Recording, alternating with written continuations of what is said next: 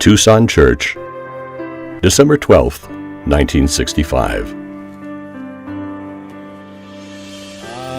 Brother Branham presides over his last service, and also a last public appearance, and his last sermon. During this farewell preaching titled Communion, Brother Branham drops some strange words.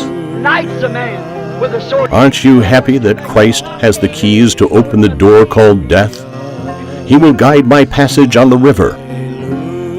One day I must arrive at this gate, and I will be wrapped in the dresses of righteousness.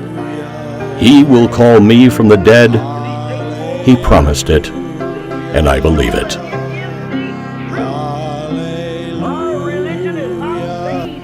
The congregation only understood the meaning of this sentence a week later.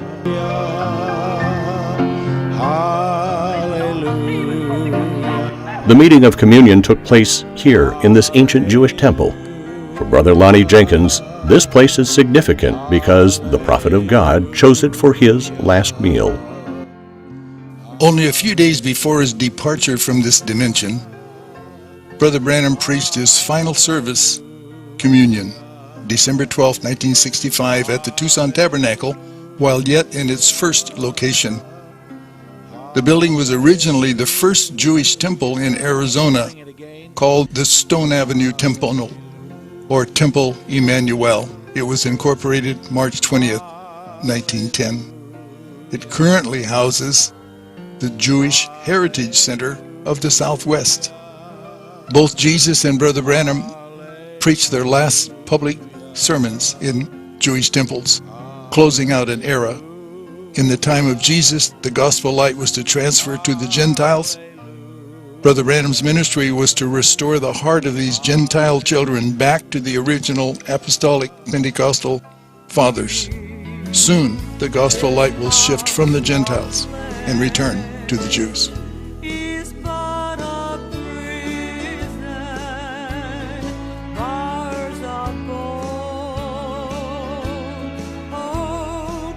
This brother here also gives us his testimony concerning this last service of farewell. One of the next services that Brother Branham had here was just before Brother Branham left Tucson to go back to Jeffersonville with his family. In that particular service, there were so many people that they had a communion service. And Brother Branham had communion here a couple of days before he left on December the 18th, 1965. We know that that night Brother Branham left here. The accident occurred in Texas, and then on December the 24th, Brother Branham passed away. I'm sorry. That lady so much.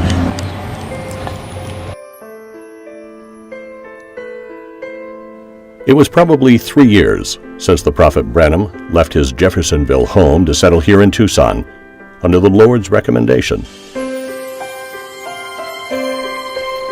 It's Peary Green, the head of this church where William Branham preached his last sermon. Is that I found the building without Brother Branham telling me.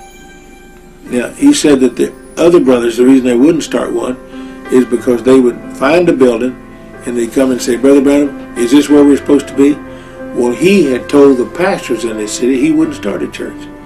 That's the reason on the tapes from Shreveport, he says, I didn't start the church in Tucson. Brother Green did. Brother Branham had to do that to keep his word to the pastors in his city. But you see, if you want to be negative about it, you can say, well, Brother Green said that, Brother Branham said that wasn't his church. He didn't start that church. It's just according to your mental attitude about it. But I took it because Brother Branham told me I followed the leadership of the Holy Ghost. And I'm going to tell you this, anytime you do what the Spirit of God tells you to do, there's going to be opposition to it.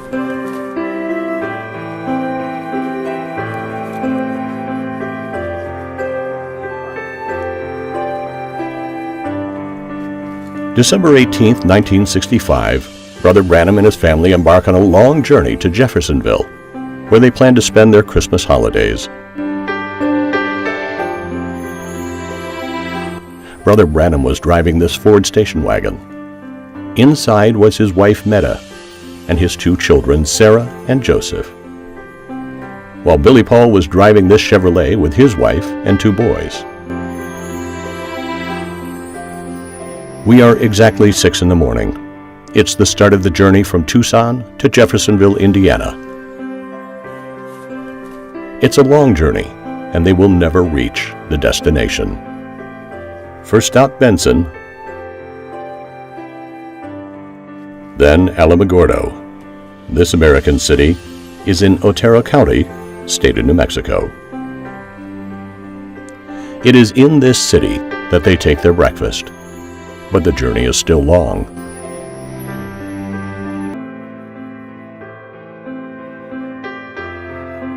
Before dark, they reached Clovis, still in the state of New Mexico. This stop is important because it will be the last before the fatal destiny. While the whole family is at the dinner table at the small restaurant in Clovis, Brother Branham remains in the car before finally deciding to join the family at the last minute, and this time he will take just a small, very light dish, and it will be Brother Branham's last meal. Upon leaving the restaurant, Brother Branham orders his youngest son, Joseph, to ride in Billy Paul's car. William Branham and his family leave Clovis and resume their journey.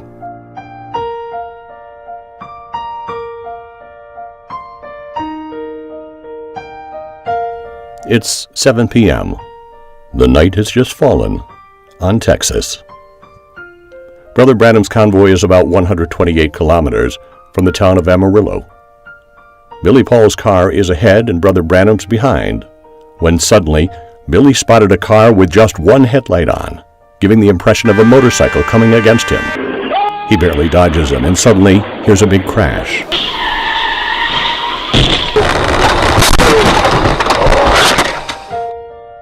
It's the collision. The inevitable has just happened.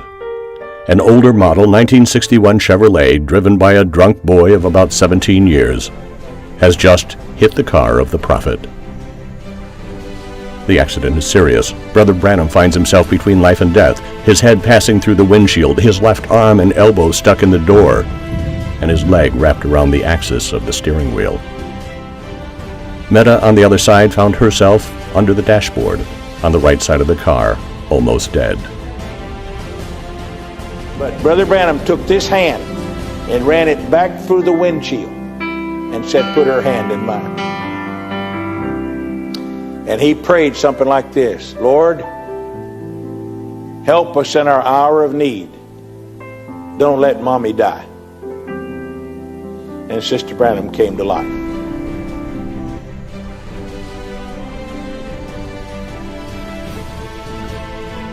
Meanwhile, Joseph, who was locked in the car, shouted loudly, and Brother Branham, in the midst of distress, lifted his head.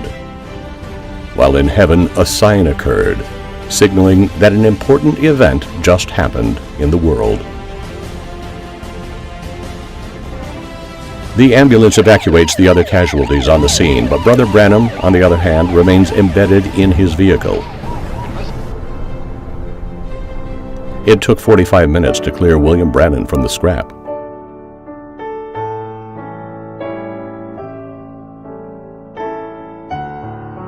Once free, he was rushed to the intensive care ward of Friona Hospital. Due to the seriousness of his condition, he was transferred to the Amarillo Hospital 15 kilometers from here. He spent nearly a week in this hospital, where the doctors did everything trying to save his life. During this dark moment, Christians gathered around the world to intercede and pray for Brother Branham, while many others made the trip. In the waiting room of the intensive care unit, brothers and sisters prayed and sang songs that the prophet loved so much in his life. I go in the intensive care unit and they've just brought Brother Branham out of the operating room. They've got Brother Branham in traction, this arm and his leg, and they've done a tracheotomy on him. And they tell me they've not get him to respond. He hadn't done anything. And I woke up there and I began to talk to Brother Branham, and I said, "Brother Branham, speak the word."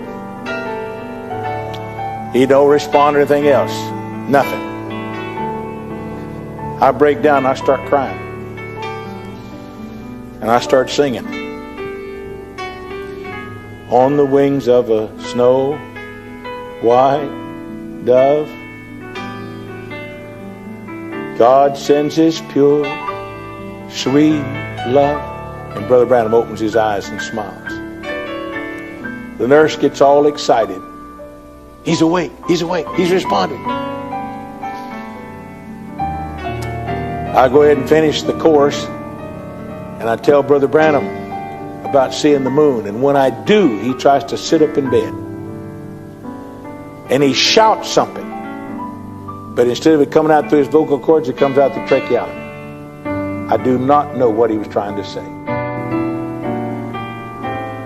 That was the last utterance that Brother Branham made, as far as I know.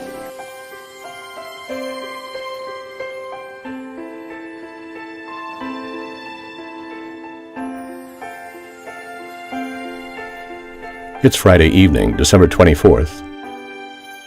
The moment is sad. A radiologist doctor is looking to see Billy Paul, and while he was coming with Brother Green, they saw through the window that the nurses had pulled the curtains from Brother Branham's bed. They both realized that it was over. God had just removed his prophet from the earth.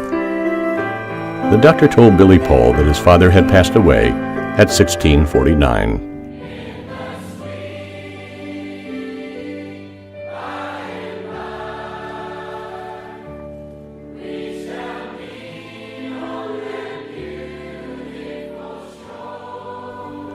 It was Peary Green who brought the sad news to the brothers gathered outside.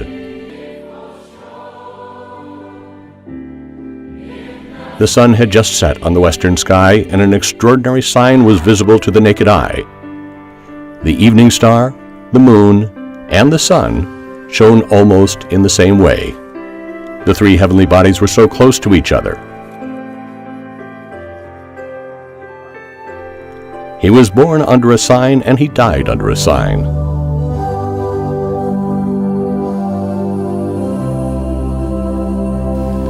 Billy, while broken up, remembered the words from his father saying, "If you hear that I'm gone, stop for a moment and sing a verse of the song, 'Only Believe.'"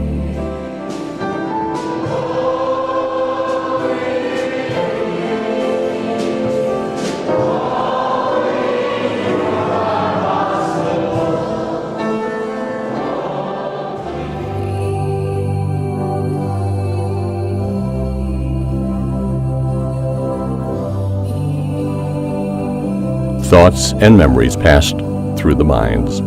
The prophet is gone. What remains for the world besides the judgment? If you can believe the Sodom sign of Luke, is he from? William Marion Branham's body was transported to Jeffersonville, and Wednesday, December 29th, 1965, was the day of the funeral. People came from everywhere, crying for the prophet of God who had been taken back to him.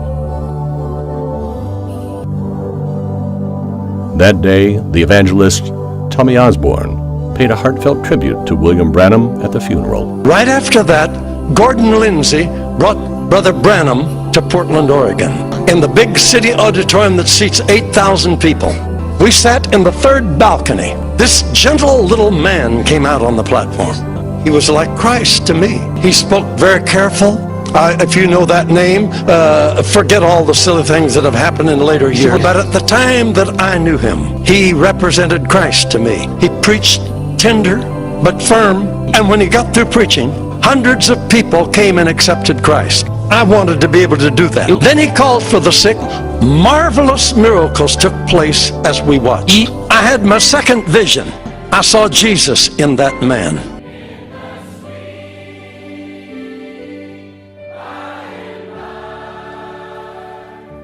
Brother Branham's body rests behind this grave here at Eastern Cemetery in Jeffersonville, Indiana. Believers from all over the world come by dozens every year to visit his tomb where great supernatural signs continue to be seen to this day.